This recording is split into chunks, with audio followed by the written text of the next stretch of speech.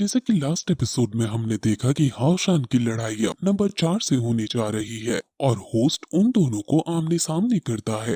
हाओशान tyre 4 का warrior है और नंबर 4 टायर 5 का वॉरियर है। इसलिए सब हाओशान की किस्मत पर तरस खाने लगते हैं कि ये अब तक जीतता आ रहा था, लेकिन अब इसे टायर 5 के योद्धा से लड़वा रहे हैं। कितनी दुख की बात है कि हाओशान इतना लड़ने के बाद अब इससे हार ही जाएगा और टूर्नामेंट से बाहर हो जाएगा। अब फिर लड़ाई शुरू होती है और हाओशान अपनी आर्मर को निकालकर तैयार हो जाता है। नंबर 4 ने कोई आर्मर नहीं पहना था और ये बात हाओशान को हैरान भी कर देती है। हाओशान अपनी ड्रैगन को बाहर निकालकर हमले के लिए तैयार हो जाता है, जिस पर नंबर 4 कहता है कि तुम अपनी पुरानी लड़ाइयों में सिर्फ इसी स्किल पर डिपेंडेंट रहे थे, तो अब देखते हैं कि आखिर ये है क्या तुम्हारी स्किल। सभी ऑडियंस भी कह रही थी कि टायर 4 और टायर 5 के वॉरियर में स्पिरिचुअल पावर का डिफरेंस बहुत ज्यादा होता है, इसलिए सब हाओशान की ये हार ही समझ रहे हैं। लेकिन हाओशान भी कहता है कि जीतने के लिए डिसाइडिंग फैक्टर सिर्फ स्पिरिचुअल पावर ही नहीं होती है। अब नंबर 4 अपनी स्पिरिचुअल पावर को अपनी पूरी बॉडी में लिक्विफाई कर देता है और ये देखकर ऑडियंस हैरान हो जाती है और वो समझ जाती है कि ये होती है टायर 5 की शक्ति।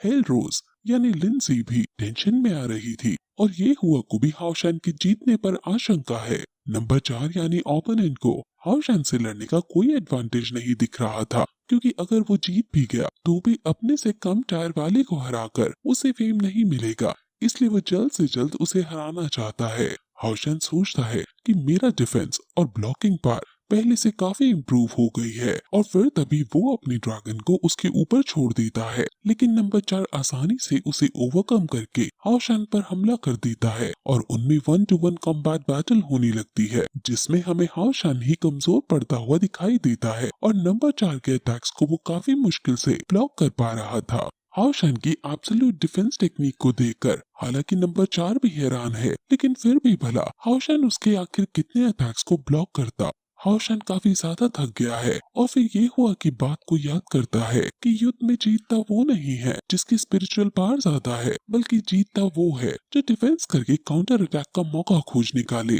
उनमें बहुत भयानक लेवल की फाइट हो रही है और अब खेल खत्म करने के लिए नंबर 4 उस पर अपनी एनर्जी छोड़ता है, लेकिन हाओशान अपने टीचर के सिखाई गई इमैनुअल ब्रेसर्स का यूज करके एक शील्ड क्रिएट कर सकता है, लेकिन ये शील्ड जल्द ही टूटने वाली है और उसे जल्द से जल्द कुछ सोचना ही होगा। नंबर 4 कहता है कि तुम क्या सोचते हो कि ऐसे तुम बच जाओगे।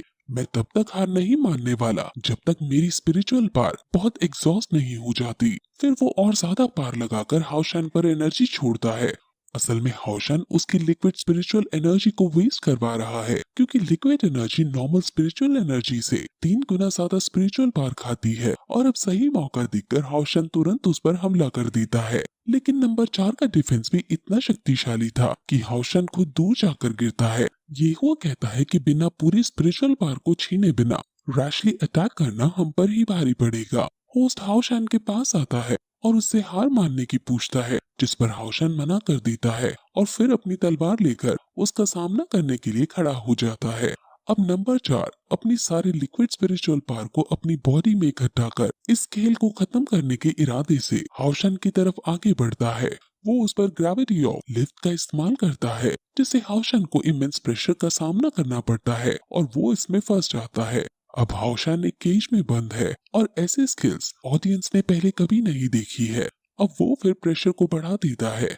हाओशान को काफी दिक्कत हो रही है, लेकिन फिर वो कहता है कि तुम भले ही एक्सीलेंट हो, लेकिन मैं भी इतना स्ट्रांग हूँ कि मैं अपना बचाव कर सकता हूँ।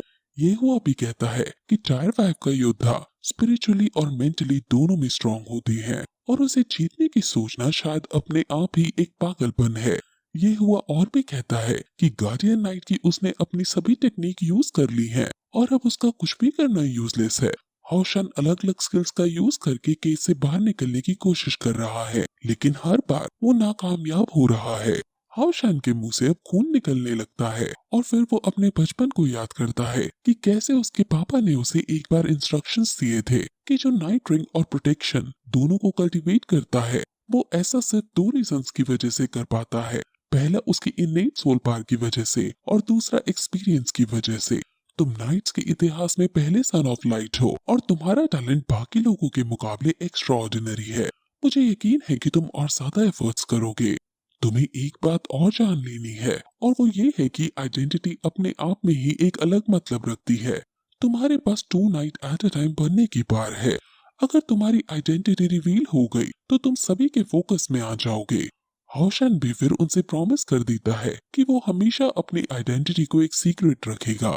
अब हौशन ने अभी तक हार नहीं मानी थी, इसलिए नंबर 4 उसके पास आकर उसको मारने के लिए अपनी तलवार उस पर चला देता है। लेकिन तभी हौशन अपनी पार छोड़ता है और इस पार से उसकी तलवार दूर जाकर गिरती है। ये रेट्रीब्यूशन नाइट स्किल है, और अब उसके बाद 2 स्वॉर्ड आ जाती हैं।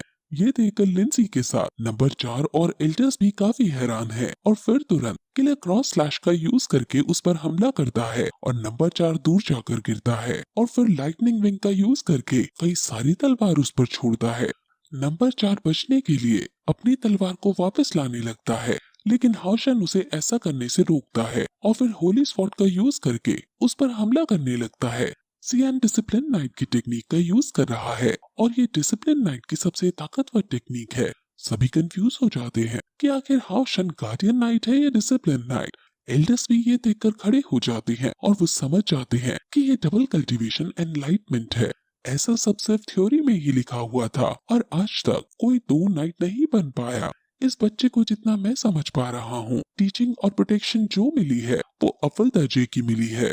हौशन उससे लड़ता ही जा रहा था और अलग अलग स्किल्स का यूज कर रहा था, और फिर फाइनली वो उसका मास्क भी तोड़ देता है, और अब हौशन उसकी गर्दन पर तलवार रख देता है, जिसे हौशन को जीता मान लिया जाता है। होस्ट हौशन को विनर घोषित करता है और सभी लोग हौशन के नारे लगाने लगते हैं। ये देखकर नंबर 4 गुस्से में आ जाता है कि आखिर मैं कैसे हार सकता हूँ। मैं अभी तक कोई मैच नहीं हारा हूँ, और शायद मैं अब इसलिए हारा हूँ क्योंकि मैंने अपना माउंट नहीं बुलाया और अपना आर्मर नहीं पहना, इसलिए मैं हारा नहीं माना जाऊंगा। वो खड़ा होकर रोते रोते फिर से हौशन पर हमला कर देता है, लेकिन होस्ट उसे रोकता है और वो होस्ट को ही दूर हटा देता है।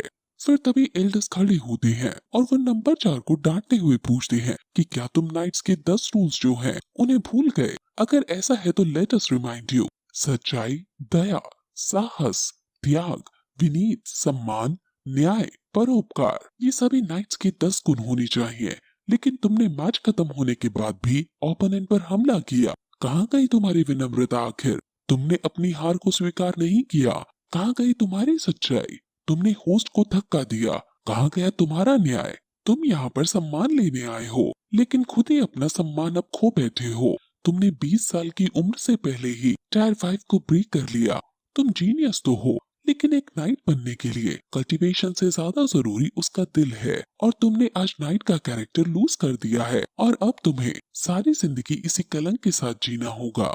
अब पेनल्टी रूल्स के अकॉर्डिंग तुम्हारा सम्मान छीना जाता है और तुम्हें नाइट हॉल से निकाला जाता है। हौशन को उसके लिए बहुत बुरा लगता है, क्योंकि अगर ऐसा हुआ तो उसकी लाइफ से कलंक कभी नहीं धुलेगा। इसलिए वो एल्डर्स से कुछ कहता है और फिर यही एपिसोड खत्म हो जाता है।